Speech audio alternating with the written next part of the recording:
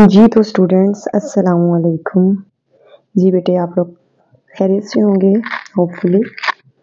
तो बेटे आज का जो हमारा टॉपिक है that is very important topic of chapter number 5 that is Moseley law. तो बेटे जब भी ये लॉन्ग क्वेश्चन ज़्यादातर लॉन्ग में भी आ सकता है और शॉर्ट में भी आ सकता है, ठीक है। तो जब भी ये लॉन्ग क्वेश्चन आपके पास आए तो सबसे पहली हेडिंग कि मोज़ले ने ये लॉ कब डिस्कवर किया। डिस्कवरी तो बेटे मोज़ले ने, जैसे हमने लास्ट टॉपिक में हमने पढ़ा था एक्सरे प्रोडक्शन, मोज़ले ने जैसे हमने एक बात की थी कि nature of X rays vary with change in target, ऐसा ही था ना। मोज़ले ने ये बात प्रूव की, उसने टारगेट बदल बदल कर हमारे पास एक्स रेज की वेवलेंथ को चेक किया। He studied the X-rays in 1913 to 1914। आप उसने किस second heading, first heading discovery की बनाओगे? सेकंड हेडिंग उसने किस रेंज की वेवलेंथ को डिस्कस किया? That was 0.004 to 8 angstrom. अब उसने क्या किया? उसने टारगेट चेंज किए, उसने एनोड चेंज किए, उसने टारगेट लिए 38 डिफरेंट एलिमेंट्स। एल्यूमिनियम से गोल्ड तक पीरियोडिक टेबल में काउंट कीजिएगा 38 डिफरेंट एलिमेंट्स उसने स्टडी किए। वैसे ही उसने टारगेट पर स्ट्राइक करवाया, एनोड की प्रोडक्शन हुई, एल्यूमिनियम विंडो तक भेजा, सारा काम करवाया। उसको अपने इन सारे जो काम थे उनसे क्या रिजल्ट्स मिले? अगली हेडिंग फोर्थ, कंक्लूजन।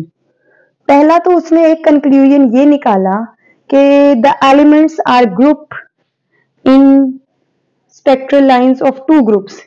जिनकी उसने कहा वेवलेंथ छोटी होती है उनको के सीरीज बोल दिया, और जिनकी वेवलेंथ लंबी होती है उनको ज्यादा होती है उनको एल सीरीज बोल दिया। अगली चीज उसने क्या कही? उसने कहा कि अगर टारगेट जो यूज कर रहे हैं एनोड, उसका एटॉमिक नंबर ज्यादा है तो जो एक्सरेज इससे प्रोड्यूस होंगी उनकी वेवलेंथ कम होगी, ठीक है। जो एक्सरेज इससे प्रोड्यूस हो रही हैं उनकी वेवलेंथ कम होगी। First conclusion, divided into two groups. Second conclusion, X rays produced from this atomic number large will be of shorter wavelength. And third बेटे, एटॉमिक नंबर और वेलोसिटी के दरमियान में क्या निकाला गया? रिलेशनशिप निकाला गया, जिसको मोज़ले लॉ बोलते हैं, जिसको हम अलग हेडिंग में लिखेंगे, फिफ्थ हेडिंग में। According to this law, this is the equation of law. अगर शॉर्ट में आए तो इक्वेशन लिखनी मस्ट है कि frequency vary as the square of atomic number. आप कहोगे स्क्वायर कैसे आएगा बेटे? फ्रीक्वेंसी अकेली देखनी है, स्क्वायर ले लो, कैंसिल हो जाएगा, इसका स्क्वायर आ जाएगा। ए और बी इसमें कांस्टेंट है। लास्ट इसमें सिक्स्थ हेडिंग हमारे पास इंपॉर्टेंस की बनती है कि क्या इसके फायदे हुए मोज़ले के लॉ के। उसने पोटाशियम, आर्गोन, निकल और कोबाल्ट को पीरियोडिक टेबल में अरेंज किया। उसने टेक्नीशियम, प्रोमेथियम और रोडियम, ये 3 एलिमेंट इसने डिस्कवर किए। और उसने rare earth, lanthanide and actinide series के एटॉमिक नंबर भी डिस्कवर किए। बेटे अब ये 3 इसकी इंपॉर्टेंस है। ये लॉन्ग क्वेश्चन हमारे पास, इसकी डिस्कवरी अलग से शॉर्ट है, वेवलेंथ, रेंज, वर्क, कितने एलिमेंट, ये एमसीक्यूज, कंक्लूजन इसके अलग से शॉर्ट है, मोज़ले लॉ इसका अलग से शॉर्ट है और इसकी इंपॉर्टेंस भी अलग से शॉर्ट है।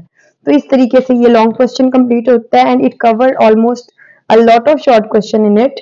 बेटे बहुत इंपॉर्टेंट है ये, कोई भी क्वेश्चन हुआ तो जरूर पूछिएगा। अपना ख्याल रखिएगा। अल्लाह हाफिज।